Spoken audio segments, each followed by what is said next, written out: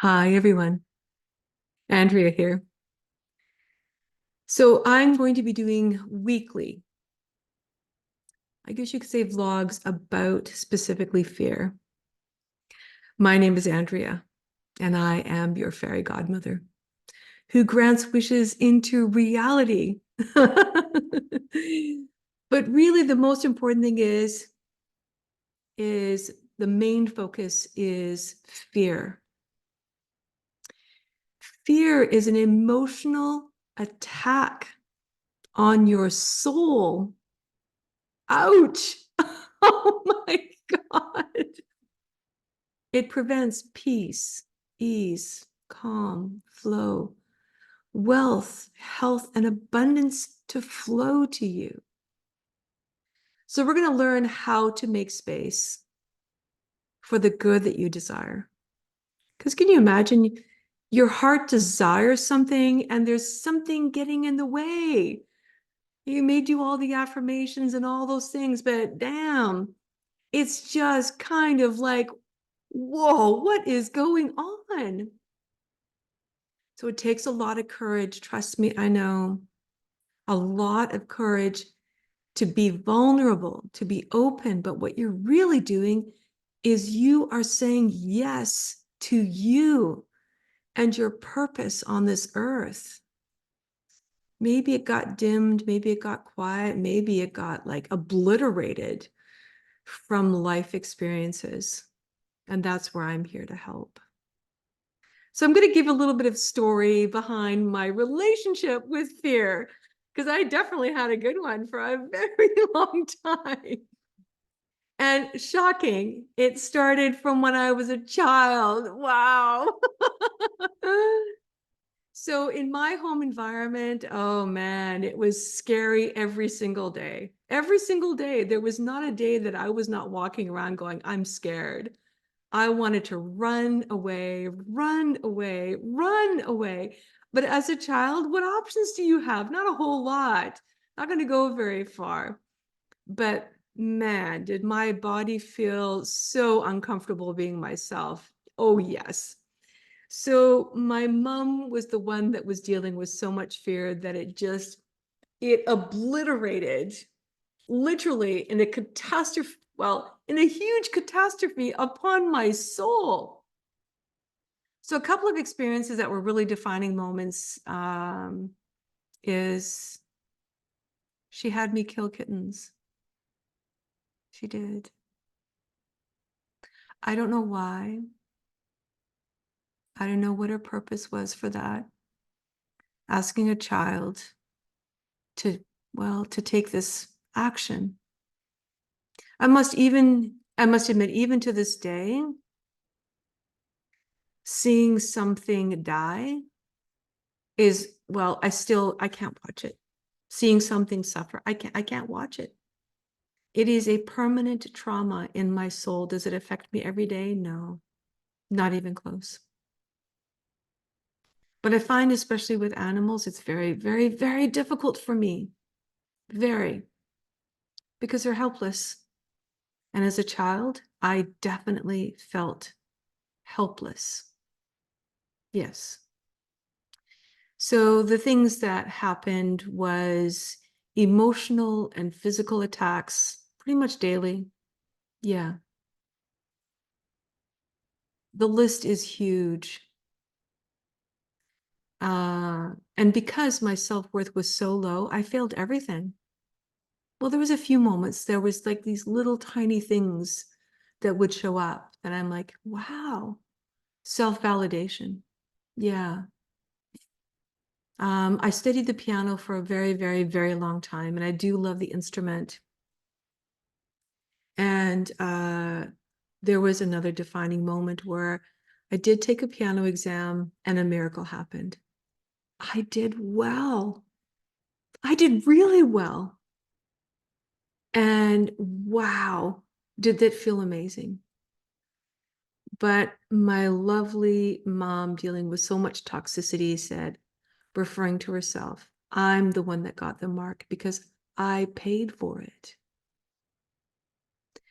So this went on for well, decades. And another moment whereas my mom said, you will never be loved and you will never be wealthy. That went on for a really long time. Yeah. And so I guess you could say in a lot of ways, I felt like a complete and total failure, lack of love for myself, lack of love for, well, primarily for myself, even though I had a desire to be loved, I was looking for it from somebody else. Um, there was another moment where my dad was my hugger, and I am a hugger. I am. And my mom said to my father that you are sick if you want to hug your daughters. You're a pervert. So the hugs stopped. I did. I retreated and retreated and retreated. But the one thing that I got satisfaction from, or relief, or whatever it was from sex. Yeah, well, from sex. I still do love sex, but I was looking for something so much more. And I brought in people that just, well, that's what they gave me because that's what I was asking for, just sex. I ended up marrying a man who was exactly the lesson that I needed. I didn't know this at the time, but he was definitely a narcissist. I know. Wow, who would ever think that somebody who has low self-esteem at that time was there? Let's bring on a narcissist. Yay! And controlling and manipulative and all the things that narcissists carry. And I signed myself up from because all I wanted was just acknowledgement. And clearly that didn't even happen there because he said, what's yours is mine and what's mine is mine. So everything that I did, except for becoming a mom. Oh man, the one thing I absolutely totally loved was becoming a mother because everything that my mom taught me is like, wow, we are not doing that. It's like that, well, I guess you could say divine rebel. It's not happening. And so I sort of said, wow, I loved that connection with my children. It was amazing. It still is amazing. Even though, right now my son is, well, he's unhappy with me and I'm cool with that. I get it. I totally get it. But it's a truly a blessing. And I'm sure you've heard that a million times, but it helps you grow. It totally does. But underneath all of that, there was this desire just to keep on going. I don't know what it was. It was just like, let's keep on going. Let's pick myself up. Let's keep on going. And my ex used sex as a tool. He used money as a tool, a form of manipulation. Anything that I wanted was selfishness. And people around me like, wow, what are you doing with this guy? And I would just laugh it off because that's what I was used to, because I was so comfortable being in fear all the time. Well, what's a little bit of pain? It's okay. I was used to dealing with pain all the time. And so that's why this topic is so important. Did I learn to overcome it? Oh, yeah. Was it a struggle? Oh, yes. A big struggle. And there were moments that were so painful in my body for days and hours because my body was releasing this pain that had been part of my life for such a long time. When I realized that my mom told me that I will never be wealthy and no one would ever love me, the pain in my heart was so excruciating. It lasted, as I said, like for days and for hours until I changed my perception around it. I took back my power. I did. It was the same thing with my marriage for 20 years. I took back my power within myself. Again, another defining moment.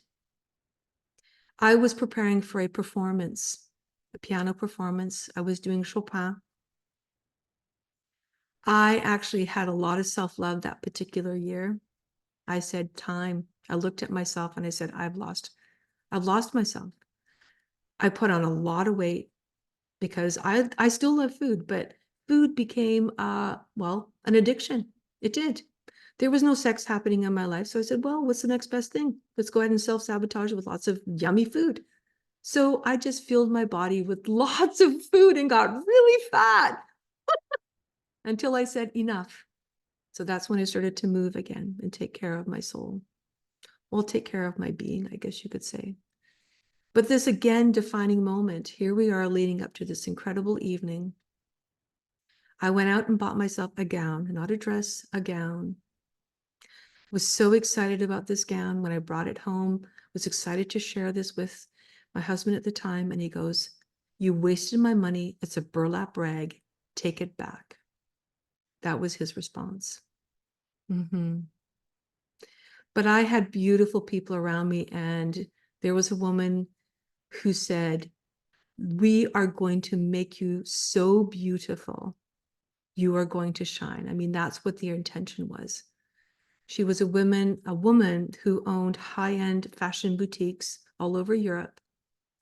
And I put the gown on, and because she knew tailoring, the gown was, oh my God, so beautiful. So here I was doing 5 pieces by Chopin with a whole bunch of other people. There was a lot of amazing people in the audience. It was a big event.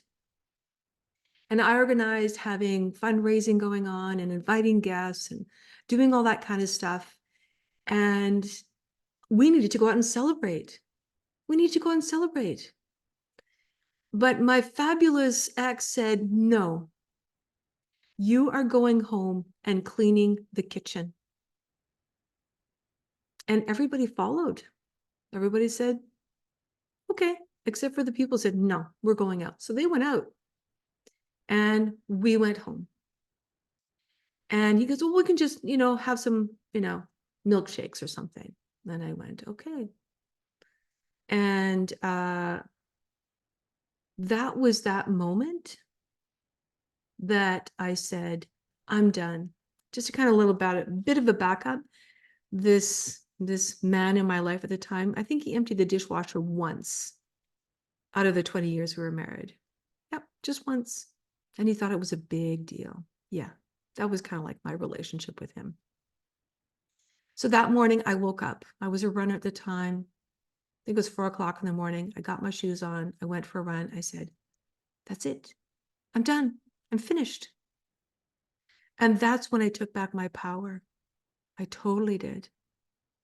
And that kind of really freaked him out. It totally did. I don't think he expected that at all. After 20 years of the same thing going on and on and on. I was like, wow, okay, there's something different going on. So really, power comes from knowing the essence of who you truly are, your authentic being.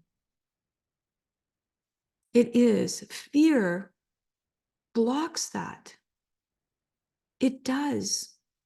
It blocks who you are. It does. You can feel like you don't feel like your authentic self. You don't. Your voice, how you interact with people, all these fears that get in your way of truly the essence of who you are, of where your gifts lie, where you are needed to be. We bury it with all kinds of different fears. So that's an overall view of my relationship with fear. Today, fear does not exist in this being. It may show up from time to time, but I know how to overcome it like that. I want to be able to help you uncover that. It's truly miraculous when that happens. It totally is. That is my talk for today. This is number 1. Many, many, many more to come, all about fear. This is Andrea, your fairy godmother, and we are done. Having a truly incredible day. Later. Hang on.